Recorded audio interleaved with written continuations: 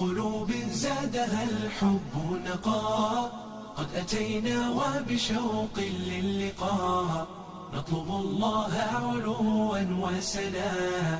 إننا قوم qof tabardaran ha isku dayin inaad dhoolatusid awooddaada sidoo kale farxaddaada ka ilaali qof murugaysan hortiisa ilaali dadka kale dareenkooda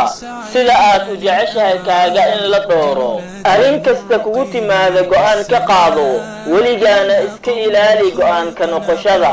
joogtay xamaasadaada nafeed adigoo dib u jaleecaya guulahaaga aad gaartay haddii aad ogolaatid dadka kale in ay maamulaan fakarkaaga iyo go'aamadaada haddaba waxaad tahay qof laga roon yahay gabadhaada u doon inta aadan wiilkaaga u doonin maxaa yeelay gabadhu waa ceebtaada maalin kasta tilaabo qaad ugu dambayntii adigoo jooga guul dhexdeeda baad arki mugdi kasta aad maraysid ha kaa horeeyo nal waddada kuu ifinaya wax badan bixi wax yar filo arrinku waa hagaagi muhiim ma ahan in ay dadku ku qancaan waxa aad sheegaysid keliya